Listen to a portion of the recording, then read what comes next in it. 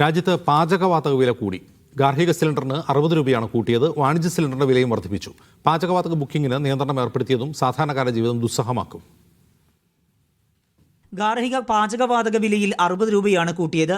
കൊച്ചിയിൽ ഒരു സിലിണ്ടറിന് 920 രൂപയായി. വാണിജ്യ സിലിണ്ടറിന് 115 രൂപയും വർദ്ധിപ്പിച്ചു. ഡൽഹിയിൽ സിലിണ്ടറിന് 913 രൂപയായിട്ടുണ്ട്. വാണിജ്യ പാചകവാതകത്തിനും വില വർദ്ധിപ്പിച്ചു. 19 കിലോ സിലിണ്ടറിന് 115 രൂപയാണ് കൂട്ടിയത്. ഡൽഹിയിൽ സിലിണ്ടറിന് 1883 രൂപയായി.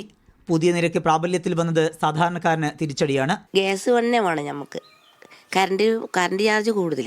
അപ്പോൾ ഗ്യാസ് ഉണ്ടായാൽ അതിനെന്തായാലും വില കുറച്ചാലേ നമുക്ക് പറ്റുള്ളൂ. എന്തായാലും 10-28 ദിവസം ഗ്യാസ് പോകുള്ളൂ. അപ്പോൾ 28 ദിവസം കഴിയുന്നതിന് മുമ്പേ നമ്മൾ ഗ്യാസ് ബുക്ക് ചെയ്യണം. അപ്പോൾ ഗ്യാസ് കിട്ടണം. കൂടുമ്പോൾ ഉപേക്ഷിക്കാൻ പറ്റുമോ? കാരണം ഗ്യാസ് ഇല്ലാണ്ട് ഇപ്പം ജീവിക്കാൻ പറ്റില്ല. ആർക്കും പറ്റും, പ്രത്യേകിച്ച് സ്ത്രീകൾക്ക്. അവർക്ക് ഗ്യാസ് വേണം. വിറക് എത്ര ഉണ്ടെങ്കിലും അവർക്ക് വിറക് വലിയ പ്രശ്നമല്ല, ഗ്യാസാണ് പ്രശ്നം. വില വർധനയ്ക്കൊപ്പം സംസ്ഥാനത്ത് പാചകവാതക ബുക്കിങ്ങിന് നിയന്ത്രണം ഏർപ്പെടുത്തിയതും പ്രതിസന്ധിയാണ്. ഇനി മുതൽ ഒരു സിലിണ്ടർ മാത്രമുള്ള ഉപഭോക്താവിന് 21 ദിവസത്തിന് ശേഷം മാത്രമേ ബുക്ക് ചെയ്യാൻ കഴിയുകയുള്ളൂ. 2 സിലിണ്ടർ ഉള്ളവർക്ക് 30 ദിവസത്തിന് ശേഷമാണ് ബുക്കിംഗ് സാധ്യമാവുക. ഗൾഫ് മേഖലയിലെ യുദ്ധത്തിന്റെ പശ്ചാത്തലത്തിൽ കപ്പൽ സർവീസുകൾ കുറഞ്ഞ പശ്ചാത്തലത്തിലാണ് തീരുമാനം. വിവിധ ബ്യൂറോകൾക്കൊപ്പം മീഡിയ 1 കോഴിക്കോട്.